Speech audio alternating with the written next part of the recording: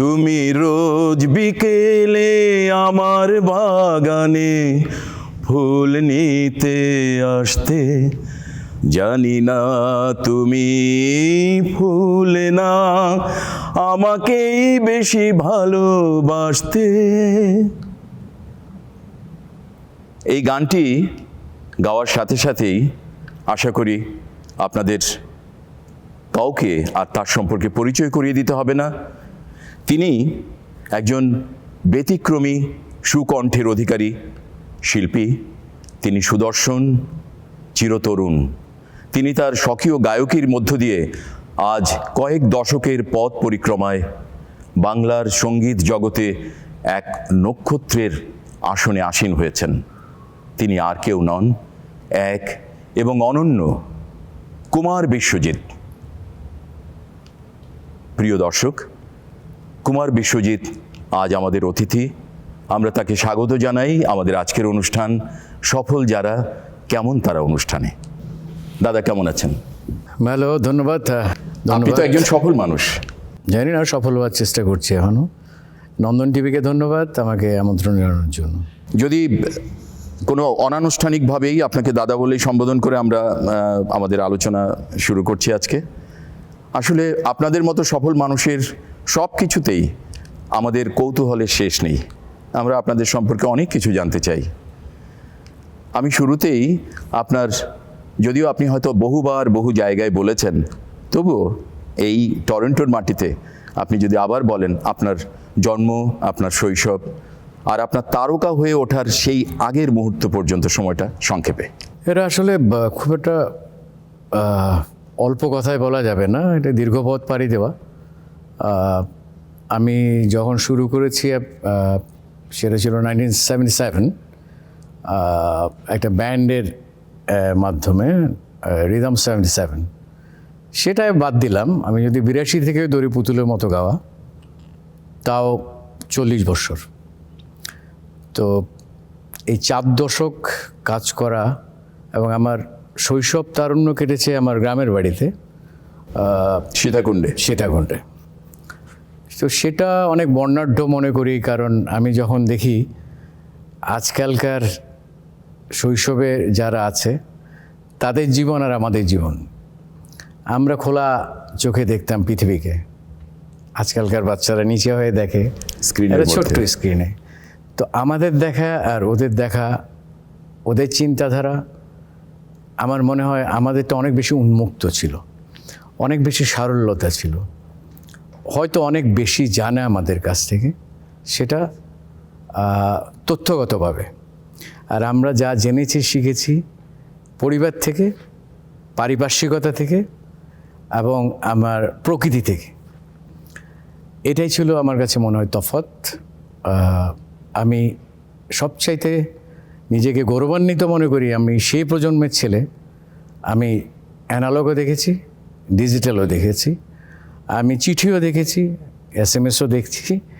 তো সব ডিফারেন্সটা আমি রিলেট করতে পারি যে কত তাড়াতাড়ি আমরা চেঞ্জ হয়েছি মানসিকতায়, চিন্তাধারায়। যদিও আমরা আধুনিকতা বলি, যত আধুনিক হচ্ছি আমরা মনে হচ্ছে যে তত বেশি ডিটাচ হচ্ছি। কারণ আমরা দেখেছি 51 ফ্যামিলি, এখন ভেঙে ভেঙে ভেঙে সব নিউক্লিয়াস ফ্যামিলি। সেটাই। এখন এমনও দেখেছি যে একটা বিল্ডিংয়ে, একটা ফ্ল্যাটে কে কাউকে চেনে না। আমি নিজেই সেটা দেখেছি।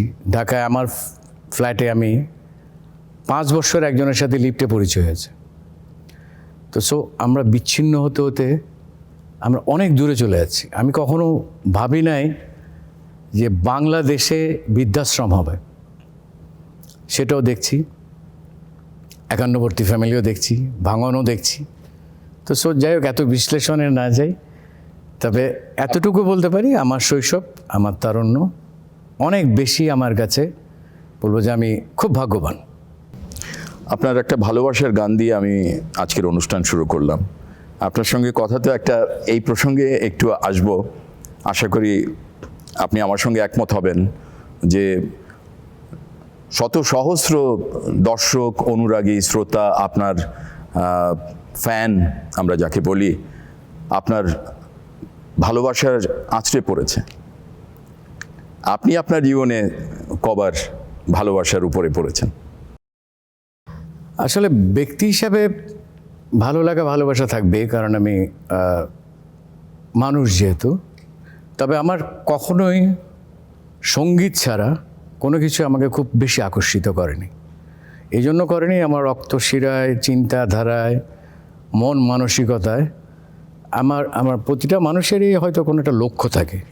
আমার সবসময় লক্ষ্য ছিল আমাকে সঙ্গীতে কিছু করতে হবে। তো সঙ্গীত আমার রক্ত মজ্জায় শিরায় যেভাবে আচ্ছন্ন করে আছে বা ছিল, দ্বিতীয় কোনো অপশান ছিল না আমার। আপনার শিল্পী হয়ে এই ওঠার পেছনে আমাদের দেশেরই আরেকজন কিংবদন্তি শিল্পী রুনা লায়লার কথা আমাকে স্মরণ করিয়ে দেয়, যে রুনা লায়লাও ওনার জীবনী থেকে জেনেছি যে ওনার বড় বোন দিনা লায়লার জন্য শিক্ষাগুরু ছিলেন, আর রুনা লায়লা পাশ থেকে শুনে কিন্তু উনি বেশি করে শিখেছেন, বেশি সফল হয়েছেন।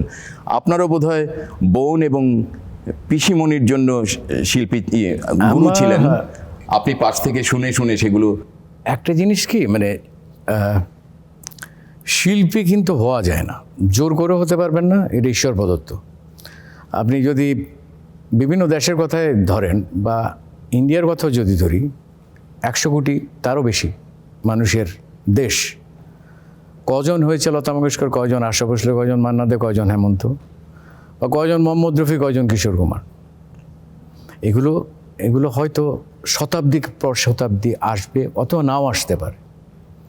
আপনি ওয়েস্টার্ন কান্ট্রিতেও দেখেন সেরকম আর্টিস্ট কি এসছে, যারা ছিলেন বা যারা আছেন, তাদের পরবর্তী প্রজন্ম তাদেরকে উতরাতে পারেনি। এসছে, তাও ওদেরকে মানে ক্রস করার মতো না। সেটা হয়তো আমার মধ্যে ঈশ্বর দিয়েছে বলেই কোনো না কোনো সূত্র ধরে, যেন আমার বোন ছিল হয়তো আমার উঠে আসার একটা কি বলবো সংযোগ। এবং আপনার মায়েরও ভীষণ পৃষ্ঠপোষকতা ছিল বা আগ্রহ ছিল আপনার শিল্পী হয়ে ওঠার পেছনে। হ্যাঁ, এটা আমি মা হিসেবে বলবো না, প্রতিটা মানুষেরই মা সবসময় চায় তার সন্তানের চাওয়া পাওয়াগুলোকে পরিপূর্ণতা লাভ করুক। তবে আমার মার একটু বিশেষ দিক ছিল, যেহেতু আমি একমাত্র ছেলে, আমি 80-র দশকে শিল্পী হয়ে আসা ফ্যামিলির একমাত্র ছেলে। সে সঙ্গীতকে প্রফেশন হিসেবে নিবে বলে কোনো পাগলও তার সন্তানকে দিবে না। কারণ ওই সময় 80-র দশকের সঙ্গীতকে পেশা হিসেবে নেওয়ার প্রশ্নই ছিল না। তো একজনের একটি মাত্র সন্তান সঙ্গীতে যাওয়া মানে উচ্ছন্নে যাওয়া, তো কেউ তো তার সন্তানকে উচ্ছন্নে যেতে এমন দিতে একটা চায় না। ধারণা হয়তো ছিল ধারণা বাবা মায়ের মধ্যে। এটাই ছিল বাস্তবতা। সব বাবা মাই চাইতেন তার ছেলে মেয়ে ডাক্তার, ইঞ্জিনিয়ার হবে, ইউজুয়াল কনভেনশনাল যেটা প্রফেশনগুলো হয়। তো আমার মা যে দুঃসাহসিক একটা প্রিভিলেজ দিয়েছে আমাকে, যে তার সন্তানকে উচ্ছন্নে যাওয়াই ধরলাম। সেই উচ্ছন্নে যাওয়াটা কতদূর উচ্ছন্নে গেছি জানি না, চেষ্টা করেছি একেবারে উচ্ছন্নে না যাওয়া, সঙ্গীতকে প্রফেশন হিসেবে নিতে পারে সেরকম একটি প্রমাণ করতে পেরেছি বাংলাদেশে। আজকে 4 দশক ধরে কাজ করছি সমান তালে। তো আশা করি আমার মার স্বপ্নটা খুব একটা অপূর্ণ হয়নি, বা ওনার আত্মা হয়তো শান্তি পাবে, এবং তার আশীর্বাদ আপনার সঙ্গে সবসময় আছে। আপনি কি কখনো নিজে থেকে আপনার নিজের সম্পর্কে এরকম কোনো মূল্যায়ন হয়েছে? আমি একজন শ্রোতা হিসেবে বলছি, এর মধ্যে বলে নেই, আমি যখন বিশ্ববিদ্যালয়ে পড়ি, আমি সাল নাইবা বললাম, অনেকে চমকে উঠবে, আপনাকে আমি প্রথম দেখি, প্রথম গান শুনি তোরে পুতুলের মতো করে সাজিয়ে, প্রথম গান শোনা আপনার। এবং আপনাকে প্রথম সশরীরে দেখি টিভি ভবনের ক্যান্টিনে। তখন আমরা ছাত্র হিসেবে প্রচ্ছদ একটা ম্যাগাজিন অনুষ্ঠান হতো, সেই অনুষ্ঠানে বোধহয় আমরা আবৃত্তিও করতে গিয়েছিলাম। তখন আপনাকে প্রথম দেখে একটা ছেলে হয়েও কিছুক্ষণ তাকিয়েছিলাম। তো আমি সত্যি একটুও বাড়িয়ে বলছি না, সেই অবয়ব এখনও আপনি কেমন করে ধরে রাখলেন? এই আপনার এই জার্নি প্রায় 4 দশক, এটা অবিশ্বাস্য। জানি না, আমি প্রশংসা হিসেবেই নিলাম, কিন্তু প্রশংসাই, তোষামোদ নয়। Thank you. এটাও আমাকে করতে হয়েছে সঙ্গীতের খাতিরে, কারণ আমি একটি আর্টিস্ট যখন পারফরমেন্স করে তাকে কন্টিনিউয়াসলি ফিট থাকতে হয়, কারণ আপনি 2 ঘন্টা 2.5 ঘন্টা 3 ঘন্টা শো করবেন, আবার সেই স্টেমিনা রাখতে হলে আপনাকে খাদ্য তালিকায় সে ধরনের প্রোটিনও রাখতে হবে, বা ফ্যাটিও হওয়া যাবে না। ফ্যাটি হওয়া মানে সেটা ভোকাল কর্ডের জন্য খারাপ। সব দিক থেকে মেনটেন করার চেষ্টা করেছি, আর কিছুটা জেনেটিক্যালি পাওয়া।